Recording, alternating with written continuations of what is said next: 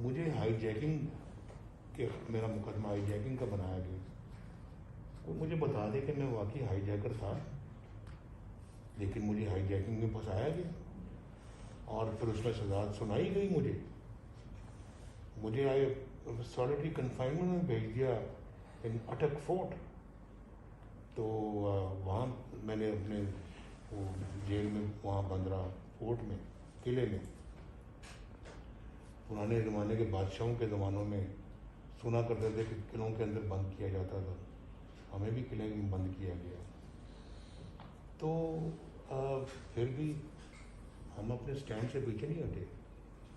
وہ دن گیا ہے, آج کا دن آیا. الحمدللہ میرا سٹینڈ وہی ہے اور انشاءاللہ تعالیٰ یہی رہے گا. دس سٹینڈ ہیز ٹو ون. انشاءاللہ تعالیٰ it will one.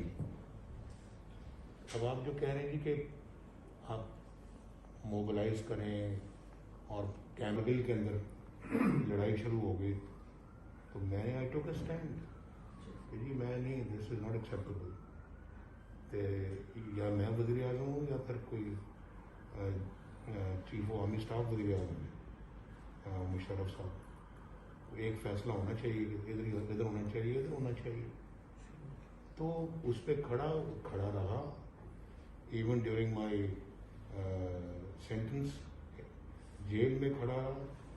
That court in Karachi gave me an imprisonment of 27 years. اس پہ کھڑا رہا. The matter was taken to the High Court.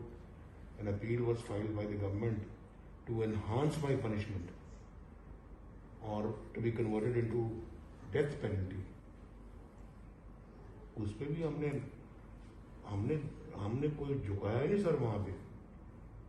تو اس کو بھی ہم نے دیکھا, وہ فیصلہ آ گیا جیسا بھی تھا.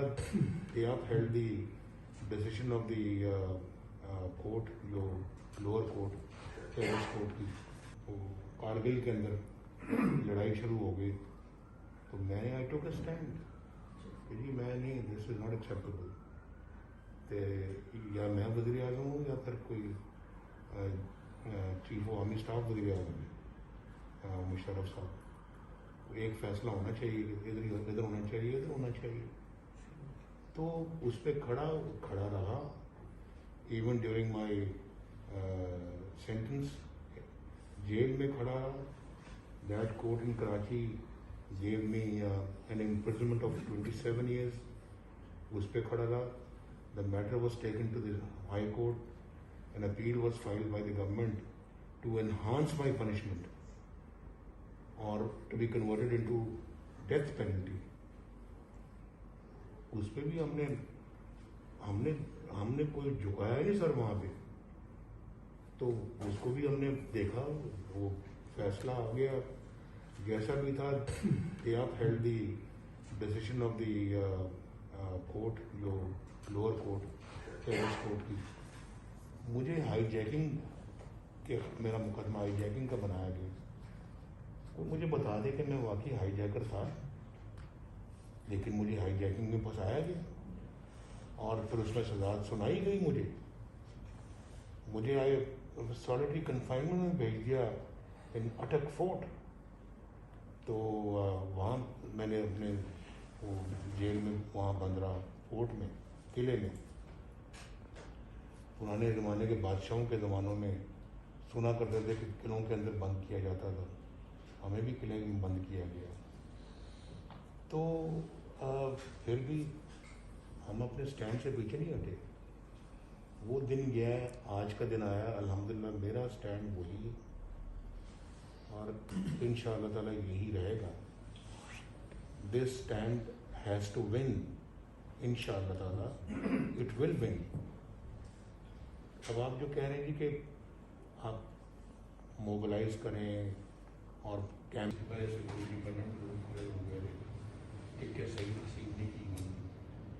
اور وہ ایک دو تین جگہوں کے علاوہ اور ایسے واقعات کہیں نہیں ہوئے ماشاء اللہ ہر جگہ پہ. مجھے بتائیں کہ ابھی آپ کی مثال تھوڑی سی جو آپ دے رہے ہیں یہیں غلط ہو جاتی ہے سارے. اب ایکسلر میں کون سا ہمارا ایسا کوئی جو اتنا مضبوط ہے کہ وہاں ساری سیٹیں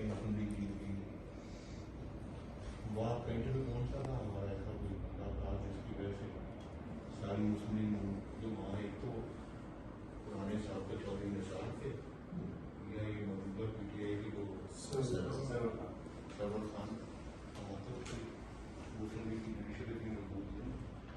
تو یہ آپ کا سوال تھوڑا سا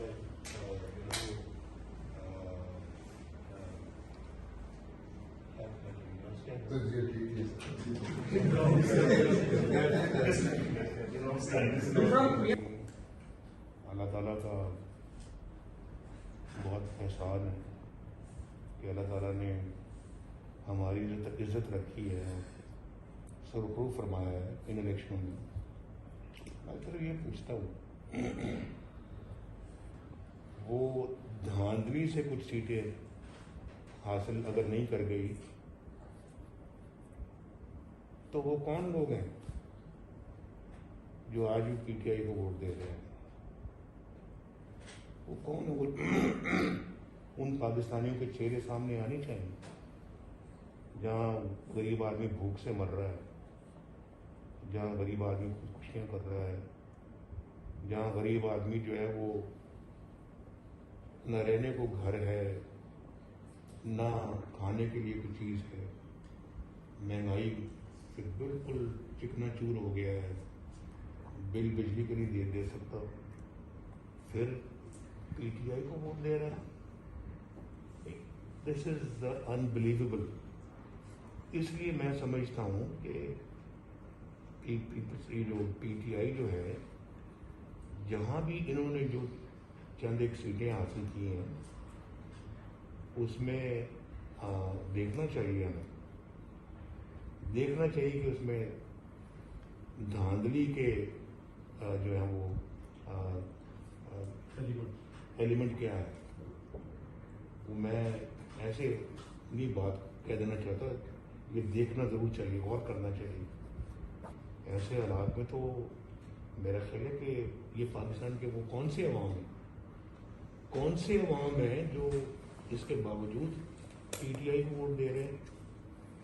اور پھر یہ وہ الیکشن ہوتے ہیں عام طور پہ میرے بھائی کہ یہ جو بھی سٹنگ گورنمنٹ ہوتی ہے, سٹنگ پارٹی ہوتی ہے, یہ عام طور پہ یہ اس کو جاتی ہیں یہ اپنا سیٹیں, یہ بہت لو لیول کے الیکشن ہے نا یہ, تو یہ ان کو سیٹیں ملتی ہیں. بالکل یہ ہے بالکل گراس روٹ لیول. تو اس پہ تو آج تک کبھی کوئی پارٹی اگر گورنمنٹ میں ہے تو کبھی ہاری نہیں ہے ملک میں. یہ تو گورنمنٹ میں ہو کے آ گیا ہے, ملک کی خدمت کی ہے جو انہوں نے یہ اسٹینڈ لیا اور ایک ایسی چیز کو منظر پہ لے کے آئے ہیں جس کی بڑی ایک اہمیت ہے. تو اس کو تو میرا خیال ہے کہ میں تو سمجھتا ہوں کہ یہ بہت بڑی بات ہے. ہمارے یہ بیٹھے ہیں ناصر بٹ صاحب, اور جتنی بھی اپریسیشن کی جائے اتنے کم ہے ان کی اس اپنا قربانی کی. یہ ملک چھوڑ کے یہاں پہ بیٹھے, یہ دیکھیں نا, یہ بھی تو ملک چھوڑ کے یہاں بیٹھے نا, دبئی میں رہے ہیں 2-3 سال, وہاں پہ اپنا پھنسے رہے ہیں.